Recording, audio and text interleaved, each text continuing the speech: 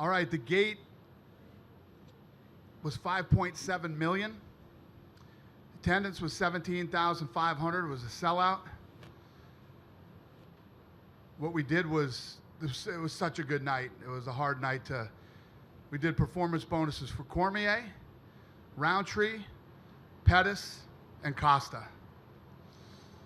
So no fight of the night. We just did 4 performance bonuses.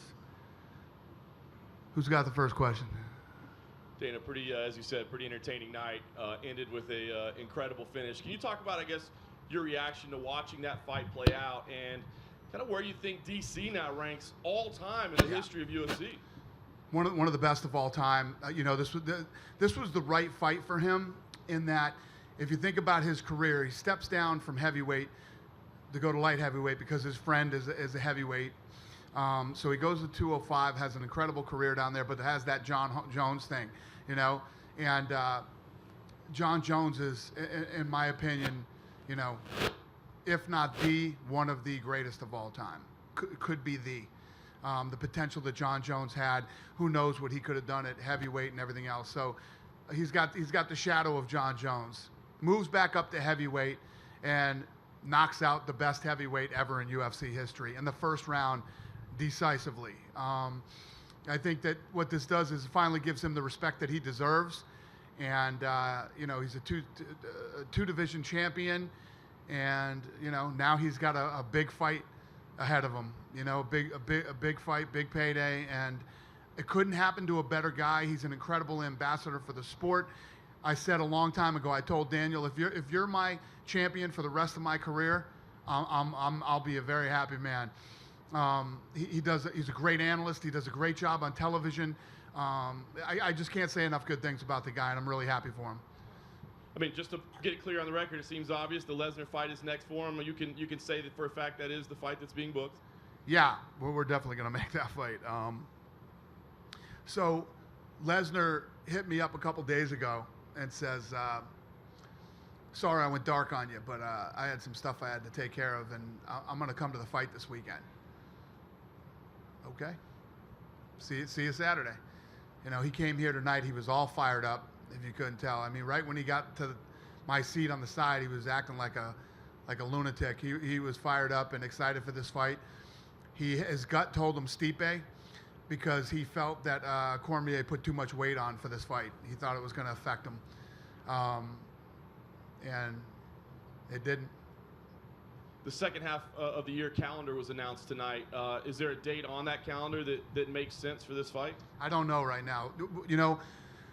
We're still, we had this night tonight. We got July 28th, and then we can really start working on the end of the year stuff, September, October, November, December. And last thing on this fight, I mean, it's not the fun side to talk about, but it's real. I mean, there's USADA issues, right? I mean, there's time away, there's, pending it. So has he been testing? Is he going to be? What can you tell us? So the process has started. They started the process last week. I don't know where they are in the process, but he's going to pop up on the board here soon, Monday or Tuesday, or I don't know. I don't know where they are in the process. Huh? What do you say? That Fighter X wasn't him. There was an anonymous fighter at one point that was listed on the USADA roster. I have no idea. Question. And last thing for me, Dan, I know it was only 48 hours ago, but I want to ask you about Max Holloway. In that 48 hours, have you heard anything new, any medical update? No. We've been, first of all, that fight falls out, so we're trying to figure out, get Holloway taken care of to make sure, he's okay. Then, Cormier falls at the press conference on his back. He was hurt. He hurt his leg. He had to go home. It swelled up. He had to ice it, So he iced his leg, and he called me maybe about midnight, 1 in the morning, and said, I'm okay. I feel good. I iced my leg, and I think I'm going to be okay. I was worried about his back because during this camp, he threw his back out. Yeah, during this camp, he threw his back out and actually didn't train for a minute. And I think that's probably why he put the weight on, too. But I'm just speculating. You're going to ask him those questions. Can you get that mic? But yeah, so I was more worried. Think about this, guys. Seriously, think about this. So when we're going, forget the abomination of the heavyweight fight that happened. I mean, the card was so good, you just, all right, we had one bad fight. What are you going to do? But when you look at this card, right, and the fights are all, going, Pettis looks better than he's looked. It looked like when he was a champion, that's how he looked tonight. The Felder-Perry fight is a war. Those guys are standing toe-to-toe, bleeding all over the place, going at it.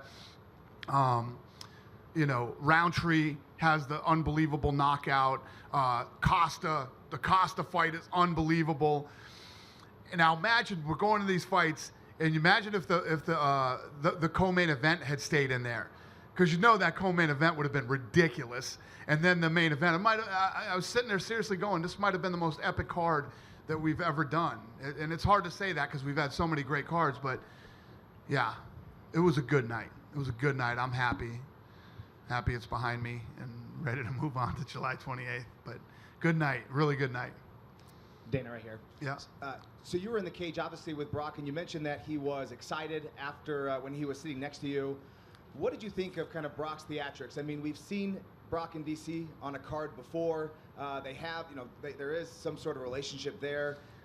What did you think about that? So they've known each other a long time, and the whole wrestling thing, and they talk a lot of shit to each other about wrestling and who would have won in wrestling and who would have done this and that. And I know you're going to ask Cormier about it, but there is a thing with those two on, who would win.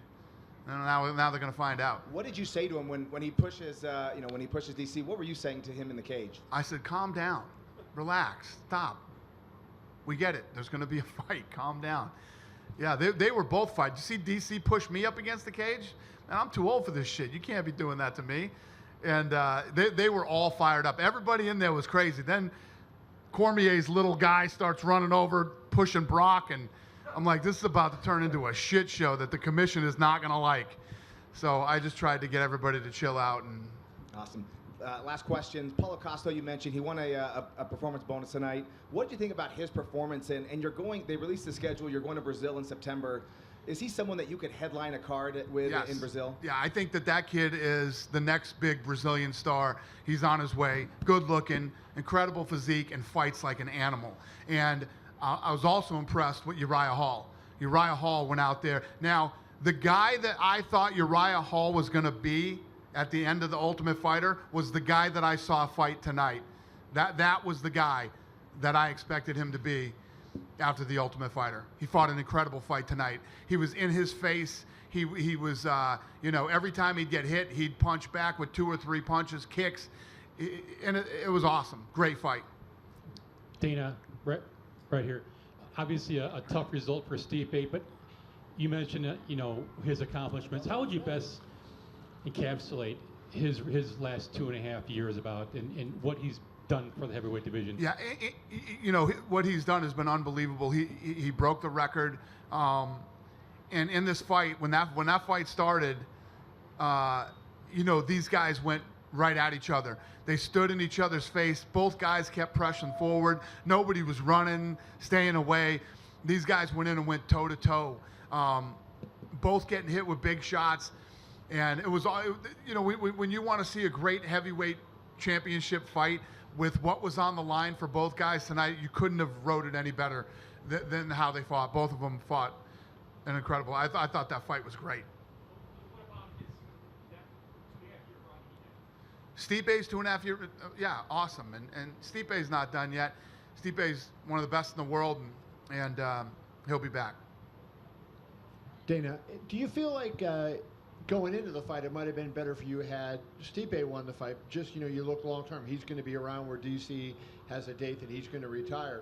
And yet, we say that before the fight, and now after that epic event, here we're talking about a massive pay-per-view that is going to be one of the biggest you've ever done. The change so quickly was amazing. Yeah, when we go into fights like this, the old me, over 13 years ago, used to go, oh my God, we need this guy to win and we need that guy to win.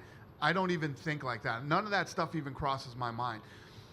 Because this sport's so crazy, you don't know who's going to win and who's not going to win. I thought Saki was going to be the next big, I thought he was going to be the next big thing. You don't know. Anything can happen. And one thing that I've learned over the years is however it plays out is the way that it was meant to play out, and then we just go from there.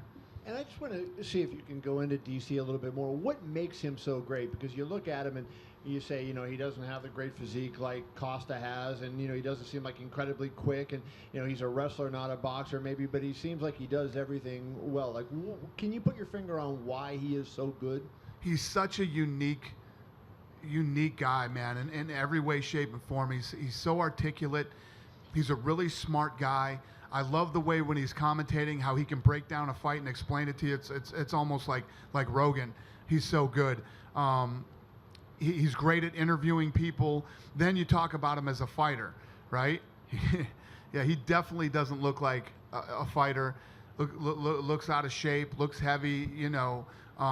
When you think about him going in there now with a heavyweight, if you'll notice in the beginning of the fight, every shot he landed on Stipe was busting Stipe up, both his eyes, his nose. So he's got a lot more power than he gets credit for. You know, when he goes in against somebody wrestling, the slam that he had on Dan Henderson, to do that to a guy like Dan Henderson, holy shit. You know, and just he's such a well-rounded, incredible human being. Forget about fighter. He's just, I love Cormier, and I can't say enough good things about him. I know.